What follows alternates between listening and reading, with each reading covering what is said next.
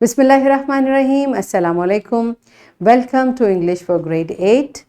We are learning unit 9 और हमारा आज का SLO है Examine and interpret the use of conjunctions and transitional devices in speech and writing to create the effect. इससे पहले बेटा आप ग्रेड 7 में ऑलरेडी पढ़ चुके हैं explain function of different conjunctions and transitional device. हम अल्हम्दुलिल्लाह कंजंक्शन से भी फेमिलियर हैं, ट्रांजिशनल डिवाइसेस से भी।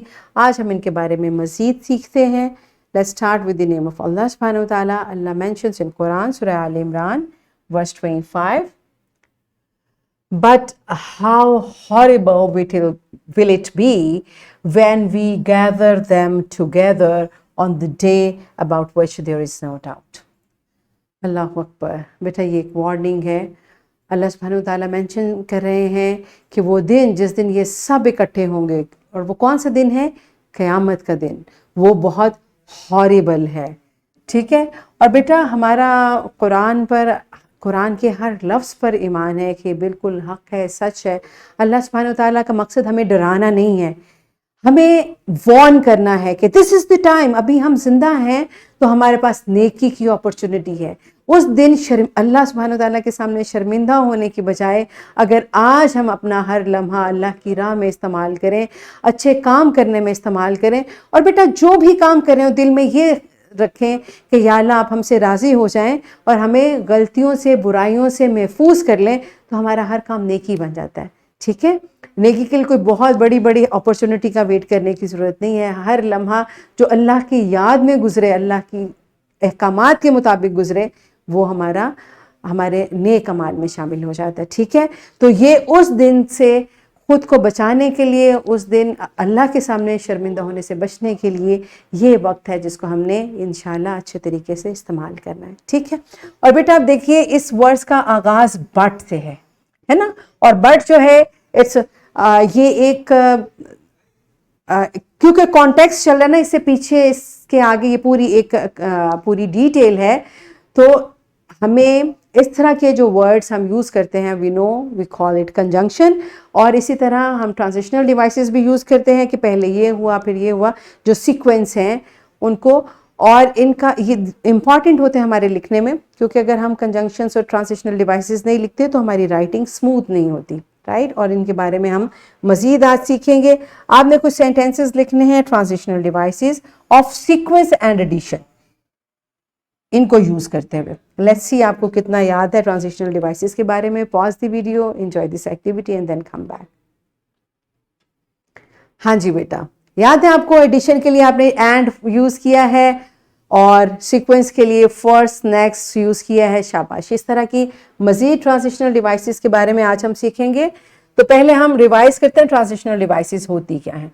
Transitional devices are words or phrases that help carry a thought from one sentence to another, from one idea to another, or from one paragraph to another.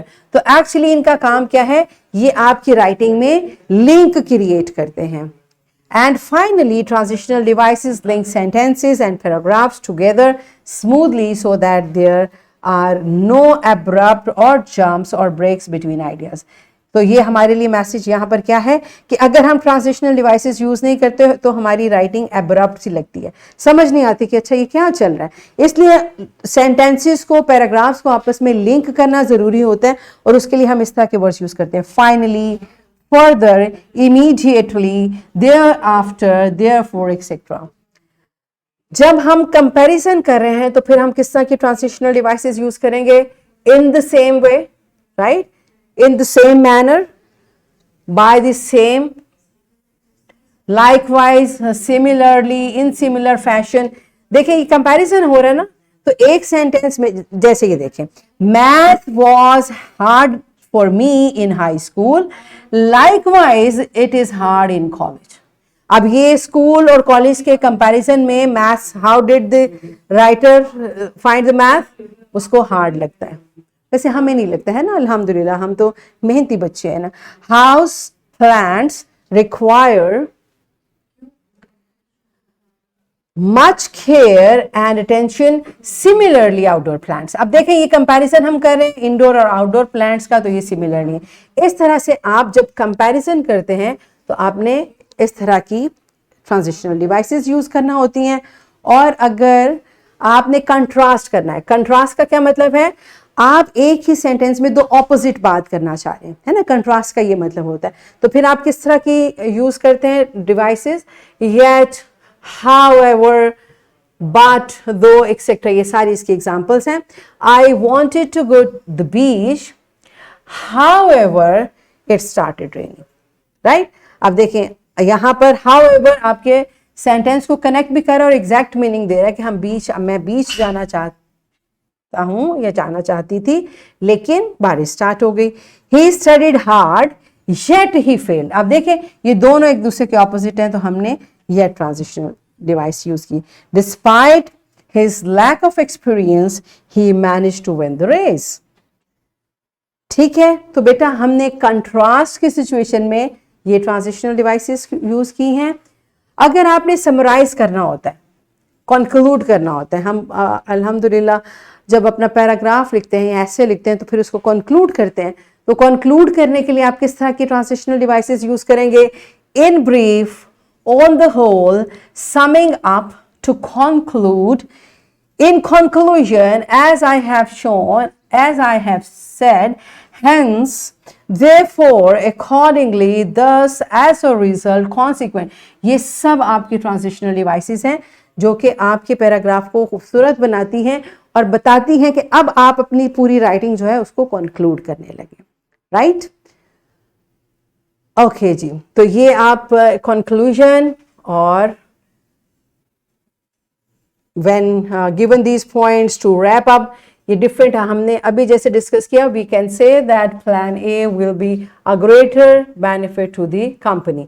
ये conclusion में आप इस तरह से इसको मतलब आपने जब अपने सेंटेंस को लिखना है तो उसके स्ट्रक्चर में ट्रांजिशनल डिवाइस इस तरह से ऐड करनी है कि वो आपके मीनिंग को क्लियरली एक्सप्रेस करे और आपकी राइटिंग को भी मैच्योर और खूबसूरत बनाए। आपकी बुक में मेंशन है पेज नंबर 85 पर, टू शो कंट्रास्ट। अगर आपने कंट्रास्ट शो करने के लिए ट्रांजिशनल डिवाइस यूज करनी है तो however, still, nevertheless, but, on the contrary, conversely, nonetheless, instead, etc. Okay? The boy liked birds, but he was afraid of cat. On the contrary, he liked, इसका मतलब on the contrary, इसका मतलब इससे पहले जो बात हो रही थी वो opposite थी। He liked animals that could fly, such as sparrow and falcons। अगर आपने comparison show करना है तो आप यूज करते हैं similarly, likewise, in the same way, in the same manner, etc. Jamil went to Lawrence College. His daughter likewise did her study there.